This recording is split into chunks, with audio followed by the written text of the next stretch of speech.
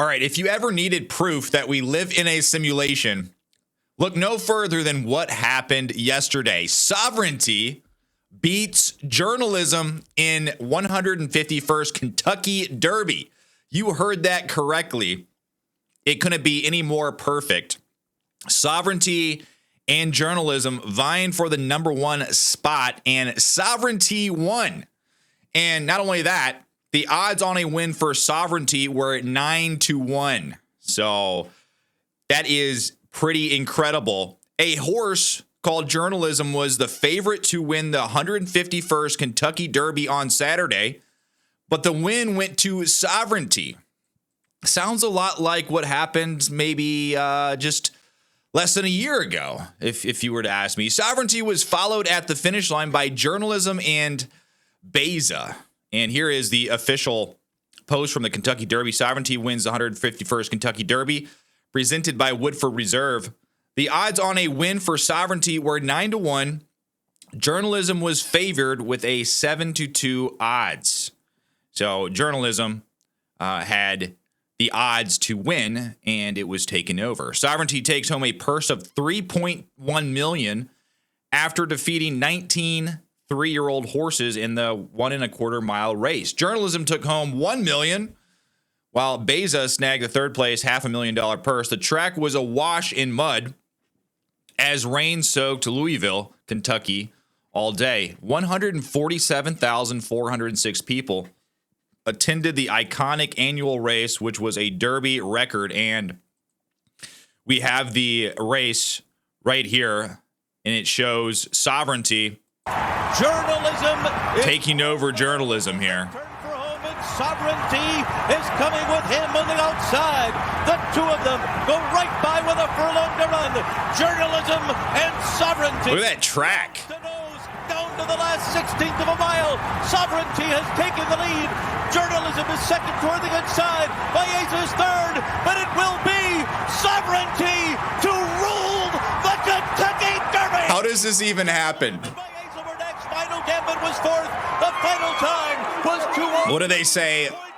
Life imitates art, or maybe life imitates politics, because that is just perfect. I mean, when you look at kind of what has happened over the past 4 years, Sovereignty took a beating, and many people thought maybe we would never get our sovereignty back as individuals.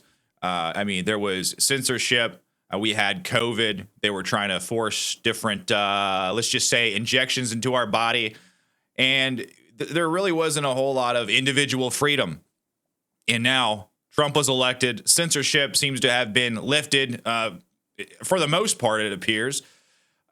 Trump is on an absolute rampage in the federal government, cutting spending, deporting illegal aliens. So it seems like we are getting our sovereignty back. And no matter how hard these quote unquote journalists try to push back against the sovereignty, it really feels like right now we are winning. And this is just another indication. Maybe this is a sign from God to the journalists, or the quote unquote journalists, and the globalists. Listen, you've lost. Sovereignty wins. Sovereignty's jockey, Junior Alvarado, spoke to NBC about the win. His father was also a jockey, making this an emotional win for him, though he went into the day with confidence. He said, quote, "It means the world to me. My family's here. I thought I had a great chance. I'm pretty sure they're way over the moon right now." And here is the quote from the jockey of Sovereignty. Let's take a look at this. And now you finally get your first Kentucky Derby win. What's this mean? First of all, thank you. I gotta thank my Lord Jesus for giving me this Kentucky Derby win. It was him and Sovereignty who got me all the way to the wire.